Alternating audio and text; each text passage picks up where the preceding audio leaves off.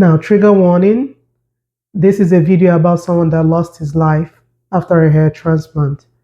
So if you know you don't want to watch the video, just skip to the end and watch my summary, and I'll summarize everything and tell you my opinion. I remember I covered this story back I think it was last year that this story came out. I talked about it briefly, but now the full story is coming out. So let's watch this video together. Lashman, a former well-respected deputy head teacher from Bedford, died during the initial stages of his hair transplant surgery. After the pre-procedure checks were carried out, local anaesthetic was administered into his scalp, and at this point Martin became unwell. He started fitting and had a cardiac arrest. He was taken to a fully equipped hospital where he was resuscitated, but he died later that day. And we heard from the pathologist who examined his body here in the UK that a full post-mortem could not be carried out because his body was returned missing a large part of the heart. The coroner concluded that the cause of death was unascertained because of the lack of clinical evidence from Turkey in how that anaesthetic was administered. Families who knew him at the school said Martin was a uniquely generous teacher with his time, energy, and patience. So if you watch this video with me, you can see a couple of things. I wrote this down. I wrote everything I'm about to talk down so I don't miss any point. I wrote everything I'm about to talk about down so I don't have to miss any points. So number one, it says that during the initial stage, that was actually when the incident happened. But I'm now questioning what is the initial stage. And the story went ahead to say pre-procedural checks. So I'm wondering what is pre-procedural checks. Now he traveled from the UK to Turkey to have a hair transplant. So the question is, what kind of assessment was done before the hair transplant?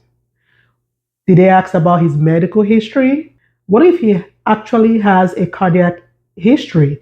Did they find that out? Was he on medication? Now, that's number one. That is the actual problem I'm having.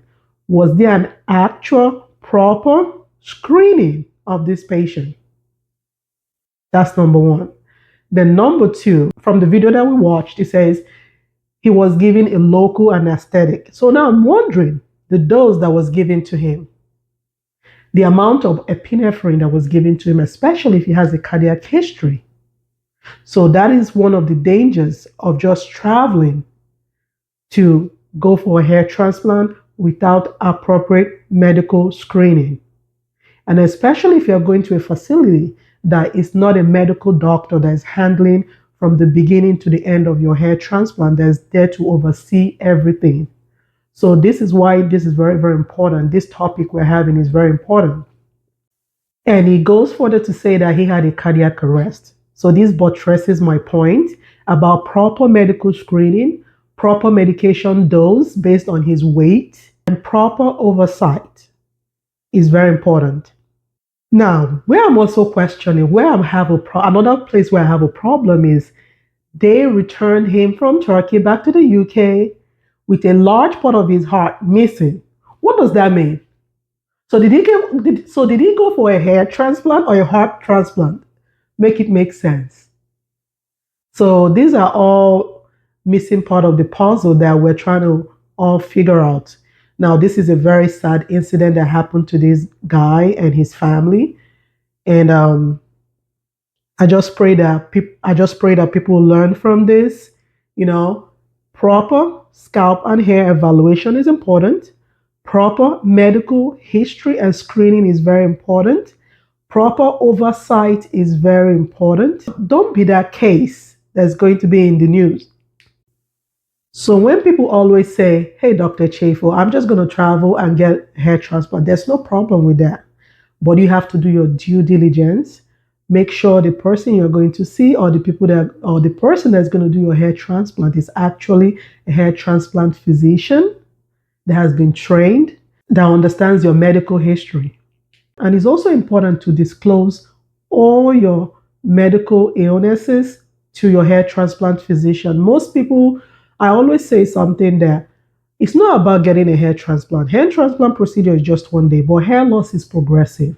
So, you not disclosing your other medical problems or the medication you take or everything about you before you actually go for a hair transplant can actually do more damage, you know?